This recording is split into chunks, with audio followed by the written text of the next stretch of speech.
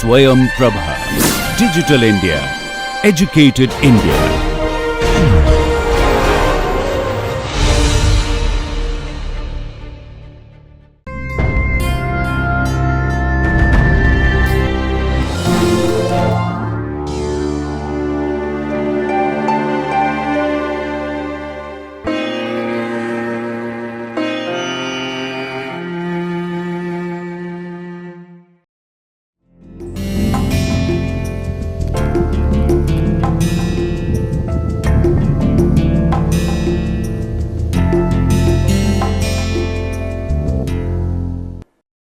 Welcome back, my friends. I am Raghunandan Sengupta, teaching this total quality management course, and welcome to this third lecture, each lecture being of half an hour, and this is a total 20 hours program. Again, to recap, even though the concept I have already mentioned, so they would be after each week they would be assignments, so there will be total of 8 assignments and one final semester examination. So, continuing the discussion with quality, its matrix and characteristics. So, this is now the discussion will take place about the characteristics of quality. So, no two products are ever identical. So, obviously, there would be variability, like say for example, if you consider a group of human beings, so their heights are different, so there would be variability. If the weights you are considering, there would be variability. Obviously, it does not have any implication for the quality as such in general, but I am giving these examples. So, say for example, if jam bottles are being manufactured or sauce bottles are being manufactured, or say for example, you are filling up tins of Amul Taza milk, or if you are basically trying to fill up Tropicana juice Tetra packs. So, obviously, there would be variability in the weights. So, whatever characteristics you are trying to measure in the quantitative sense for quality would have a level of variability. Whether the variability is very high or low, that is a different question, but there would be variability. Consider these examples which I gave, and added to that consider these examples. The thickness of blade of a fan between two flanges would be different. The orientation of the blades of the fan may be different, because obviously they are all manufacturing processes. There would be mechanical machines being utilized, there would be human errors, there would be machine errors, white noises, whatever they are. So, for all these reasons there would be variability. Customers may not accept products if the variability is very large. So, if you remember, if the variability is very large, it basically has an adverse effect or negative correlation with quality, which means quality would go down, hence the customers would not be satisfied with the level of quality for that product or the service. Sources of variability include difference in the materials, type of materials which are being used, the type of manufacturing process which you are using, the difference in the performance and the operations on the manufacturing unit which are being manufactured. It may be depending on the temperature, it may be depending on the color, it may depend on the humidity, or say for example, many things which basically may affect the variability and make it large such that it will have an adverse effect on the quality. Quality characteristics are also related to specifications, which are the desired measurements of the characteristics whether they have been met. If you are trying to basically build, coming back to the example of the tie rod or the transmission line, if the actual length should be 12.5 feet, obviously it would mean that until this is 12.5, the tie rod cannot be utilized in the mechanical sense for basically passing on the transmission power from the engine onto the gear system of the truck or the LCV or the car or whatever you are manufacturing. A value of measurements and that correspond to the desired value for the quality of the characteristics is called the nominal or the target value. So, if you remember the example which you are talking about, the products of the transmissions being supplied by customer 1, which was the US company, and customer 2, which was the Japanese company, and this was the example we considered in lecture number 2. So, in that case, obviously, as mentioned by the last point of Jack Welch, which means that even if the target characteristics of the quality implication which you are trying to measure in both the cases was same, yet the variability for the Japanese product, which was customer 2, was much more less with respect to customer 1, which was the US company, such that if which would basically have an implication on the variability, and again coming back to the same point, variability being high would mean quality level characteristics are much low. So, this target value is basically the value which you want to achieve when you are trying to manufacture this product. So, considering the example of the tie rod, the actual target value is 12.5 meters, what I mentioned, or 12.5 feet, whatever it is. The values which I am mentioning may not have any actual practical examples, but what the values in the numeric sense would give you an idea that what are the target values, and the characteristics of the overall product would be to basically adhere to both the numerical characteristics of shape, size, scale, color, whatever it is, based on which I am trying to utilize that product. Or say for example, if the quality of the cloth which I have purchased, or the quality of the garment which I have purchased, and if it is a woolen garment, if basically the quality of the wool is very poor quality, obviously it mean that with very few washes the level of the quality or the level of usage of the wool garment would basically decrease, which means the durability is very low, which means the variability would have a huge implication and a negative implication on the concept of the quality for that product.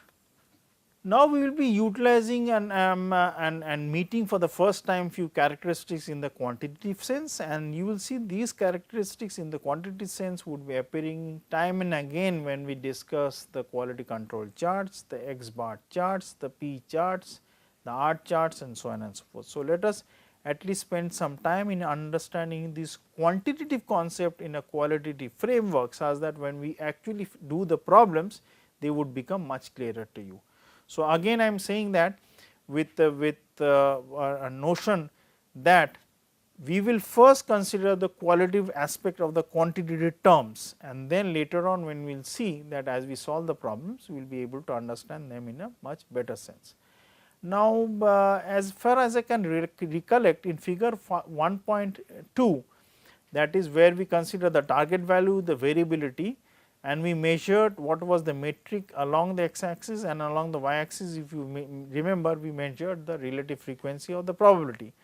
Now, they were, if you go back to the slides or go back to the lecture, there were two other vertical lines on to the right and to the left of the target value. They were basically given as terms names as UCL and LCL, which is basically the upper control limit and the lower control limit, to which we will now discuss and make it much clear for the audience to appreciate what actually UCL and LCL means. So, UCL or USL, which basically means the upper specification limit also. So, these words would be utilized interchangeably. So, do not worry about that. So, UCL also would mean USL, which is the upper specification limit. It means the largest allowable value for a quality characteristics what we can measure and what we are allowed to basically measure, and basically see to that the characteristics of the quality being measured in the quantitative sense does not over exceed that would be known as the USL. And the counterpart on the left hand side, that means if you are looking at the graph with the middle value being the target one, and as you go on to the right hand side of yours, the value keeps increasing, and if you go on to the values onto the left, the values decrease. So, obviously, the value of LSL which or LCL, which is the lowest specification limit or lower control value, would be on the left hand side. So, the second point means the smallest allowable value for the quality characteristics is called the lower specification limit, which would be on the left hand side, and try to recapitulate figure 1.2. Non-conforming products would be the products which do not meet one or more of its specification for which it has been designed or made. Consider this: if the heater is not able to heat the room, or if the AC is basically not able to cool the room, obviously it means it is not able to function as per its normal standards. So, obviously there would be non-conforming products based on the characteristics for which the products have been built or designed and have been made. A non-conforming product is also called a defective one, as it has one or more defects based on the level of quality characteristics which you are going to study, or which we intend to study for that product for which it has been designed. So, a defect is the non-conformations to the specifications. It may be related to color, it may be related to length, it may be related to weight, it may be related to height, it may be related to texture, it may be related to, say for example, pH scale, consider you are trying to basically manufacture a chemical. So, on the chemical and consider it is a fertilizer, and you want the pH scale to be absolutely neutral. In that case, obviously, if the characteristics of the fertilizer is not as per the pH scale, it is basically more acidic or alkaline, it would mean the actual characteristics would be as per the non-conformance of the product for which it has been designed, and it would be called as a defective product. Or say for example, you have purchased a cloth and during to be used during the summers, and you thought that it should basically be able to really give you the comfort considering the very high humidity or high temperature it is, and if the type of the cloth is of terylene type or terracotta type. So, obviously, you would mean it would not be able to soak the overall the sweat of your body, and it would not meet the actual quality characteristics for which you have purchased the product. So, obviously, it would mean a defective product or non-conformative product. Examples to continue this would be consider the blade of the fan. So, let the length and the thickness be of two quantity which we are trying to measure. For the length, say for example, the target one which is the middle line, or say for example, considering this is a normal distribution, it would be the mean, median, mode, whatever we say, it is 30 centimeters. And if we consider the normal distribution to be true, which may not be true in many of the examples, but we will try to utilize the normal distribution for our general studies. So, obviously, it would mean the USL and the SLSL or the UCL or the LCL, which are corresponding to the upper limit and the lower limit, are equally dispersed onto the right and the left, because it is a normal distribution. So, obviously, it would mean that if USL or UCL is 32 centimeters, where the target value is 30 centimeters, then the corresponding value of LCL or LSL will be 28. So, if I draw this curve in a very simplistic way, with the mean value being the target. So, this is the normal distribution, the mean value being 30, which we have measured. The LCL or the USL, oh, this is the UCL, sorry, UCL or USL being 32, and the lower control limit or the lower support level, whatever it is 28, which means the differences are 2 centimeters here, 2 centimeters here. So, obviously, these 2 centimeters which you are considering as the LSL and this USL need not be plus 2 or minus 2, it can be, say for example, plus 4 and minus 4, but the level of difference from the central value or the target value would depend on what you are considering as the variability or the actual dispersion of the distribution based on which you are measuring. I will come to that later on. So, it would mean, considering the example we have considered of a target value of 30, upper value 32, lower value 28, a blade having length between 28 centimeters and 32 centimeters is acceptable. Say for example, if you consider the example of consider the actual HP of a motor, it is rated, say for example, 200 HP, and the overall utilization is such that if the motor is between a length of value of 210 to, say for example, of 190 HP, you will basically consider that motor as conforming to the actual quality characteristics. Or say for example, you are basically making a special type of paint to be utilized in painting a room, and in the grade of pink is, say for example, between plus and minus whatever level of value of utilization of measurement of paint you are utilizing. If it is basically conforming to that, you will utilize that paint in painting that room.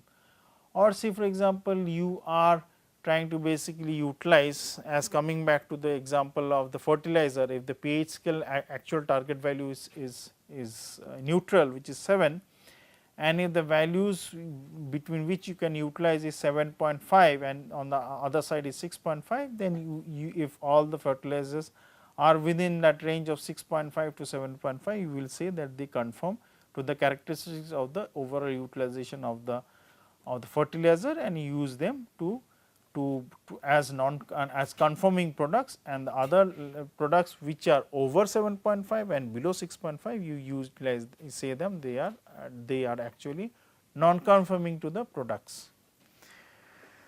To consider this the example further, for thickness of the blades we consider the target value of 10 mm. Again consider the central value to be 10 mm. The USL or the UCL is plus 2 with 10, which is 12 millimeters, and the LCL or the LSL is 10 minus 2, which basically comes out to 8 mm. So, all the products which are within this range of 8 to 12 are acceptable and considered as conforming to the level of quality characteristics which you have assigned to them. So, this value of LSL, USL or the upper value and the lower value may change. Say for example, it may become 14 in the second example, and the lower value may become 6, which means 10 plus 4 is 14 and 10 minus 4 is 6. So, in that case they may conform to the characteristics depending on what you have preset as the values of the upper control limit and the lower control limit. That would depend on the level of quality which you want that product to conform. So, in that case all the products which are outside this range of 14 on to the right of 14 and to the left of 6 would obviously be considered as defective product and not conforming to the characteristics of quality which you have assigned yourself to measure. Consider the examples further on. If a blade has length 32 centimeters and thickness 6 millimeters, then it is said. So, if you match with the length and the thickness, so continuing with that, if a blade has length 32 centimeters and thickness 6 millimeters, then it is said to be non-conforming, defective and has one defect for the thickness. So, obviously, it meets the characteristics of the length, but there is defect in the thickness. So, there is one level of defectiveness. So, consider the second bullet point as measured.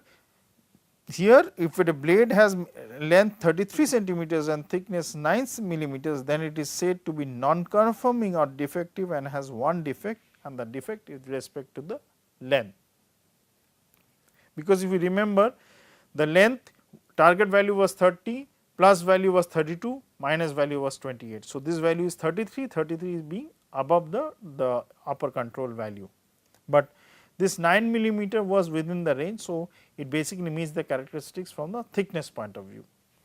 Considering the third bullet point, if a blade has length 34 centimeters and thickness 6 centimeters, so obviously 30 more means 34 means it is not conforming to the length, 6 means it is not conforming to the breadth or the thickness. So, hence it is said that it is non-conforming or defective on account for both the defects, because it does not adhere to the properties of thickness and length based on the upper value and the lower value for this example. Consider the last bullet point.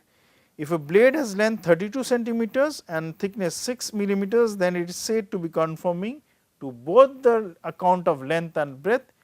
Hence, it is not defective and it basically meets both the criteria, not to the same level, but basically level word I am utilizing it beforehand, but I will come to that concept, that what is the overall concept of level to conformance later on as we do the problem. But in this example we see the fourth bullet point, it basically means that it adheres to both length and thickness, hence it is not a defective product.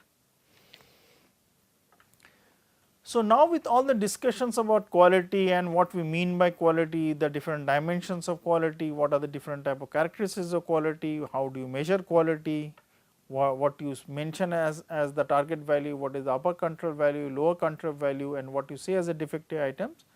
So, having mentioned that, we will basically go through the brief sequence of history of quality.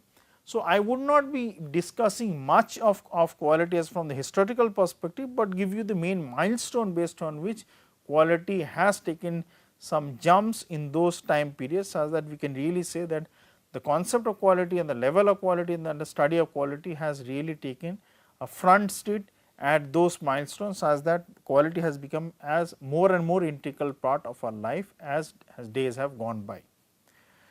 So, consider this chart. I have made it in a very simple chart so that you can understand the year and what was the actual event which happened, which you can basically say that has great implications in trying to basically bring quality as the main focal point for the discussion for total quality management, which we are studying here. So, in year 1875, Frederick W. Taylor introduced the concept of scientific management principles of to divide the work into small concepts of works into smaller, more easily accomplished units.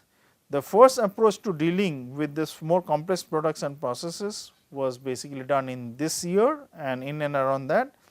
The focus was on more on productivity, how works could be broken down into small units so that you can increase the productivity. Later the contributions came from Frank Gilbert and Henry Gantt. So, Gantt was basically the person who proposed the concept of Gantt charts and so on and so forth. So, in the later part in the 1900s to 1930s, after the works of Frederick Taylor, Frank Gilbert and Henry Gantt, Henry Ford came up with his great concept of trying to manufacture car for the masses. So, basically Henry Ford was the main person who came with the concept of the assembly line, further refinement of the work methods to improve productivity and quality, and basically to improve the throughput. Ford developed mistake proof assembly concept, self checking and in process inspection, but the problem was that because the demand of products was so high, people were even willing to accept not good qualities or products which are not conforming to quality. But Henry Ford can be considered a pioneer in this field, but because in that case quality was there in the scenario, but the level of sophistication of quality was not to that level which we now see nowadays after the work of, say for example, Durand and Deming, which we will consider later on. In the 1907 and 1908, AT&T began systematic inspection and testing of products and materials to find out whether they are basically conforming to quality or not. This I am giving as a sequence without going into the details of the discussion. In 1908, Gossett, who basically used his pseudonym as student, proposed the introduction of T distribution. T distribution is one of the main distribution which comes out as an offshoot for normal distribution. Those F distribution, chi-square distribution and T distribution. We will study T distribution later on, the T tests and all these things. So, introduced the T distribution, that the person by the name of W. S. Gossett, results from his work on quality control and Guinness Brewery, that means the brewery which basically manufactures beer. In 1915 to 1918, during World War I, British government begins a supplier certification program basically to adhere to the quality characteristics of the products which are being supplied to the armed forces and to the industry in Great Britain. In 1920s, AT&T Bell Laboratories again forms a quality department emphasizing quality inspection test and product reliability and product being conforming to the quality level. Duding at General Electric in England uses statistical methods to control the quality of the electric lamps and test whether they are basically adhering to the level of qualities or level of satisfaction for which the products were being built. So, here the products were the electrical lamps.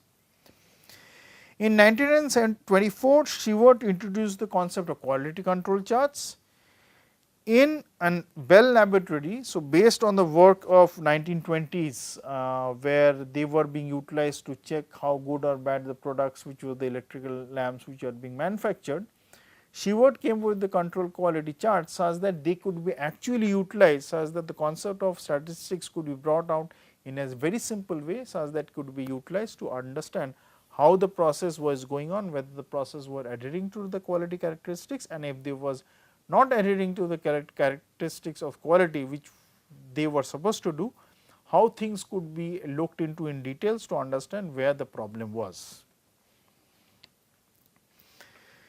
In 1928, acceptance sampling methodology was developed and was refined by Dodge and Roming in Bell Labs. So, you will, if somebody at all is interested to understand the concept of supply chain and how sampling was done, Dodge and Roming came with the multi-stage concepts of two-stage sampling and so on and so forth, such that you can at least have a better look at the quality and such that the products for which the quality inspection were being done could be monitored in a much better way.